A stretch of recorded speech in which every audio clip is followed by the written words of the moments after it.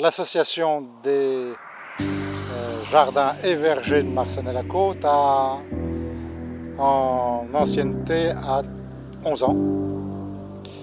Donc elle est née de la volonté de jardiniers qui étaient autonomes, indépendants, séparés les uns des autres, mais qui cultivaient leur jardin sur le même lieu où nous sommes en ce moment, et qui sentant donc voir venir la menace de la disparition de leur jardin, soit qu'ils en étaient propriétaires, soit qu'ils l'exploitaient en tant que locataires, donc redoutaient que ces jardins disparaissent à jamais au profit d'une urbanisation galopante.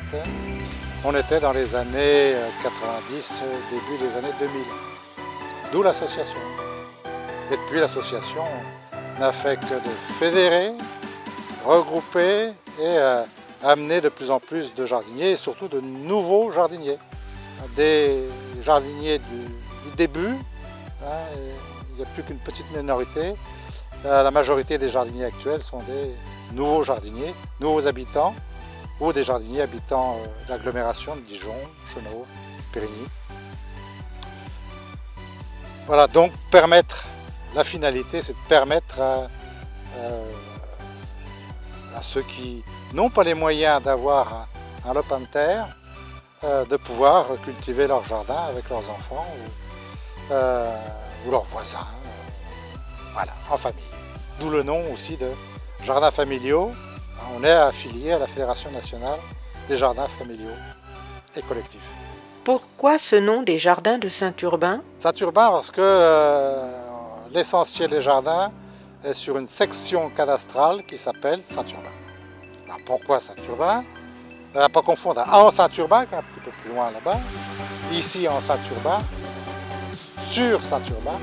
J'ai rencontré aussi l'expression Clos Saint-Urbain, parce que il y a eu une fondation religieuse à la fin du Moyen-Âge jusqu'au XVIIIe siècle, avec un prieuré à côté, qui avait pris le vocable de Saint-Urbain en mémoire d'un évêque de Langres en résidence à Dijon, au tournant du 7e, 8e siècle, qui a vraisemblablement eu des possessions ou a fait des donations à l'église ou la collégiale Saint-Étienne de Dijon, puis c'est passé sous la coupe des chanoines de Saint-Bénigne, et le nom est resté. Pourquoi avoir aménagé des jardins ici? Donc ils existaient. C'est une zone maraîchère très ancienne. Sa conformation actuelle en une multitude de petites parcelles vient de la Révolution française. Les biens ecclésiastiques du prieuré Saint-Urbain ont été vendus. Et donc ont été vendus à un acheteur qui n'a pas pu payer. Et donc il y a eu une deuxième vente en tout petit bout. Donc cet allotissement des terrains anciennement ecclésiastiques est resté jusqu'à aujourd'hui. Il y a une quantité de parcelles, ce qui fait que dans chaque parcelle, chacun tenait à aménager des puits, d'où la multiplicité des puits. Ici on en compte une vingtaine, parce qu'on est dans une zone où l'eau est à très faible profondeur, voire même l'eau déborde l'hiver. En ce moment, bon, on est dans une période à la fois chaude, sèche et précoce. Bon, les puits ont un petit peu de mal à supporter les ponctions des jardiniers. Enfin bon, il y a encore de l'eau. Hein. Et la terre, surtout dans les bas, la terre est encore humide. Il y a certains jardiniers qui s'évertuent à ne pas arroser du tout. Même en ce moment, il fait 40 degrés et il n'y a pas plu, pour ainsi dire, depuis un mois. Quel est le but de ces jardins? Le but des jardins, c'est la finalité du jardin familial en général, surtout dans les milieux, les zones périurbaines. C'est à la fois se nourrir, avoir des légumes de qualité, pas des aliments creux, comme on appelle les aliments légumiers des grandes surfaces. Avoir donc une alimentation légumière de qualité qu'on peut conserver pendant l'hiver sous différentes formes. C'est avoir un exercice physique, c'est se détendre, c'est oublier les soucis de la semaine, c'est se retrouver avec les enfants, c'est beaucoup de choses. À la fois un repos mental, une dépense physique, c'est un équilibre. Puis aussi le temps de rêvasser, le temps d'écouter les oiseaux, découvrir la nature, on va l'appeler comme ça, mais c'est une nature qui est quand même domestiquée. Ceci dit, à Saint-Urbain, on fait tout pour préserver une biodiversité en faune et en flore. Comment les ressources naturelles sont-elles préservées? On tient à préserver cette diversité en ménageant des espaces qui ne sont pas jardinés.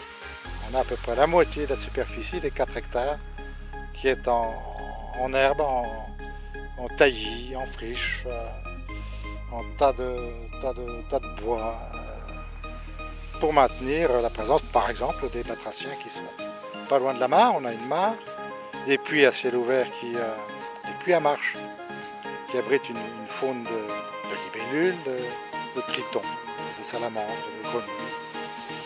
Et donc, pour ces petits animaux, il en faut aussi des zones de tranquillité et des zones à l'abri du soleil. Ce qui veut dire parfois que c'est mal entretenu. C'est pas mal entretenu, c'est volontaire. Interdiction, bien entendu, des produits phytosanitaires. Pas de phytopharmacie chez nous. Donc on essaye d'utiliser des produits dits naturels, des produits acceptés par l'agriculture biologique. Quel type de public est accueilli au jardin? Alors, il y a les familles des jardiniers. Ce sont des jardins aussi ouverts. Ils ne sont pas fermés par des clôtures, donc chacun peut les traverser, à condition de respecter les plantations et les jardins. Des promeneurs, des gens qui courent. Voilà, des gens qui promènent leurs chiens. Comment l'eau arrive-t-elle au jardin? Pour faire simple, pour moi, donc, à ma gauche, à l'écran, c'est à ma droite, le plateau qui nous domine est une réserve de flotte, hein, c'est un relief karstique. L'eau pénètre dans ces couches calcaires dures, et puis donc suivent la pente, donc vers l'est et la plaine de la Saône. Et donc là où on a des couches argileuses à très faible profondeur, ce qui fait que cette eau du plateau court, passe sous nos pieds pour rejoindre un tout petit peu plus loin, à 200 mètres d'ici à peine, la nappe phréatique de Dijon Sud, qui est beaucoup plus profonde, qui fournit notre eau potable. Donc cela nous amène à être d'autant plus vigilants de ne pas polluer cette eau qui passe sous nos pieds, dont on prend une petite partie pour arroser, mais l'essentiel donc rejoint cette nappe de Dijon Sud qui va du lac Kyr jusqu'à Noiron-sous-Gevrey, et même au-delà. Comment l'eau est-elle préservée? Nous, on préserve encore par des mesures assez drastiques. On interdit l'arrosage par aspersion. On arrose à l'arrosoir à main, au boulot. On essaye de maîtriser le remplissage des cuves. Voilà, puis une fois qu'il n'y a plus d'eau dans le puits, on n'arrose plus. Jusqu'à présent, on a pu tenir. Mais si le changement climatique, dont on perçoit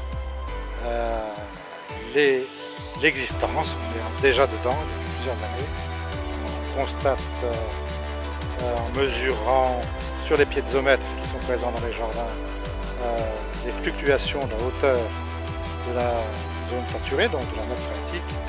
On perçoit bien qu'elle diminue plus tôt dans la saison.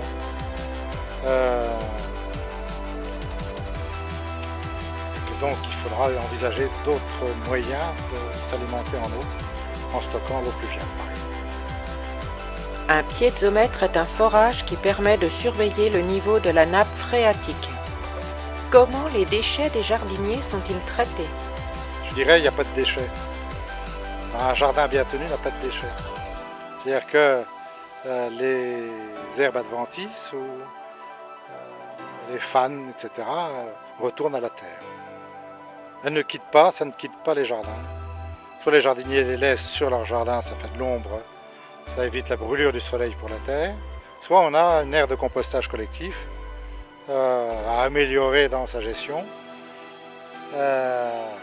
qui reçoit ces déchets. Donc on essaie de produire du compost annuellement, qui ne suffit pas à alimenter tous les jardins.